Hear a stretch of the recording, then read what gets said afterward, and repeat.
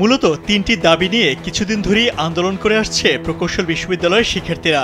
তাদের দাবির মধ্যে রয়েছে নবম গ্রেডে ডিপ্লোমা ইঞ্জিনিয়ারদের জন্য নির্ধারিত 33% কোটা বাতিল করে মেধার ভিত্তিতে নিয়োগ দেয়া, দশম গ্রেডে ডিপ্লোমা ইঞ্জিনিয়ারদের জন্য থাকা 100% কোটা বাতিল করে সবার জন্য উন্মুক্ত করা এবং 3 নম্বর দাবি বিসিএস ডিগ্রি ছাড়া কেউ ইঞ্জিনিয়ার পদবি ব্যবহার করতে পারবে না, করলে আইনানুগ ব্যবস্থার দাবি আন্দোলনকারীদের।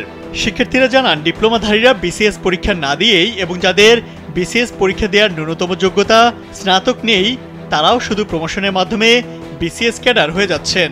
গণপূর্ত, সড়ক ও জনপদ, রেলওয়ে, কারিগরি, জনস্বাস্থ্য প্রকৌশল অধিদপ্তরগুলোতে দশম গ্রেডের নন ক্যাডার পোস্টে প্রবেশ করে 5 বছর পর তারা বিসিএস ক্যাডার হয়ে যাচ্ছেন।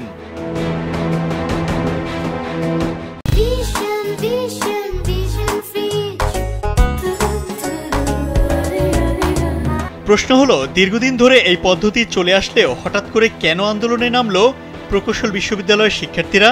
মূলত 23 আগস্ট ক্লাস বর্জনের মাধ্যমে শুরু হয় শিক্ষার্থীদের কর্মসূচি।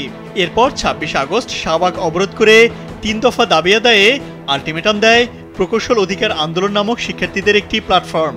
সে সময় বুয়েট সহ একাধিক প্রকৌশল বিশ্ববিদ্যালয়ের শিক্ষার্থীরা এই আন্দোলনে অংশ নেন। এরপর 27 আগস্ট লং মার্চ টু ঢাকা কর্মসূচিতে নামে আন্দোলনরত শিক্ষার্থীরা। এদিন সারা দেশের সব প্রকৌশল এবং বিজ্ঞান ও প্রযুক্তি বিশ্ববিদ্যালয়ের শিক্ষার্থীদের এই আন্দোলনে যোগ দেওয়ার আহ্বান জানানো হয়। বুধবার সকালে শাহবাগ মোড় অবরোধ করে বিক্ষোভ শুরু করেন দেশের বিভিন্ন প্রকৌশল বিশ্ববিদ্যালয়ের শিক্ষার্থীরা। এতে বুয়েট, চুয়েট, রুয়েট, কুয়েট সহ সারা দেশের প্রকৌশল ও বিজ্ঞান প্রযুক্তি বিশ্ববিদ্যালয়ের কয়েক হাজার শিক্ষার্থী অংশ নেন। 1 ঘন্টার মধ্যে সরকার পক্ষ থেকে দাবি পূরণ করা না হলে কঠোর কর্মসূচির ঘোষণা দেয়া হয়। ওই দিন দুপুরে শিক্ষার্থীরা হোটেল ইন্টারকন্টিনেন্টালের সামনে পুলিশের ব্যারিকেড ভেঙে প্রধান উপদেষ্টার বাসভবন যমুনার দিকে অগ্রসর হতে চাইলে পুলিশ লাঠিচার্জ করে এবং এক পর্যায়ে পানি ছোড়ে। আলোচনার মাধ্যমে সমাধানযোগ্য একটি আন্দোলন মুহূর্তে রূপ নেয় সংঘর্ষে। এদিকে জনপ্রশাসন মন্ত্রণালয়ের সিনিয়র সচিব ডক্টর মুখলিসুর রহমান জানিয়েছেন, যথাযথ প্রক্রিয়া অবলম্বন করে সংশ্লিষ্ট দপ্তরের মাধ্যমে পেশ করা হলে সহজেই বিষয়টি সমাধান করা সম্ভব।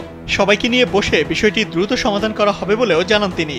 পরিবেশ, বন ও জলবায়ু পরিবর্তন মন্ত্রণালয়ের উপদেষ্টা সৈয়দা রেজওয়ানা হাসান বলেন, যত দ্রুত সম্ভব আমরা বসে সমস্যার সমাধান করব। অন্যদিকে প্রকৌশল পেশায় বিসিএস ডিগ্রিধারী ও ডিপ্লোমাধারীদের পেশাগত দাবির যৌক্তিকতা পরীক্ষা নিরীক্ষার জন্য সুপারিশ প্রণয়নে কমিটি গঠন করেছে মন্ত্রিপরিষদ বিভাগ। কিন্তু বুধবার বিকেলে আন্দোলনকারীরা 5 দফা দাবি জানিয়ে সংবাদ সম্মেলন করে, যেখানে প্রজ্ঞাপনের মাধ্যমে গঠিত কমিটিকে প্রত্যাখ্যান করেন তারা। বিশ্ববিদ্যালয়ের শিক্ষক ও শিক্ষার্থী প্রতিনিধিদের নিয়ে কমিটি গঠনের দাবি জানানো হয়। আন্দোলনরত প্রকৌশল শিক্ষার্থীদের সঙ্গে বুধবার রাতে বৈঠকে বসেন জ্বালানি উপদেষ্টা ফাইজুল কবির খান এবং পরিবেশ উপদেষ্টা সৈয়দা রেজওয়ানা হাসান।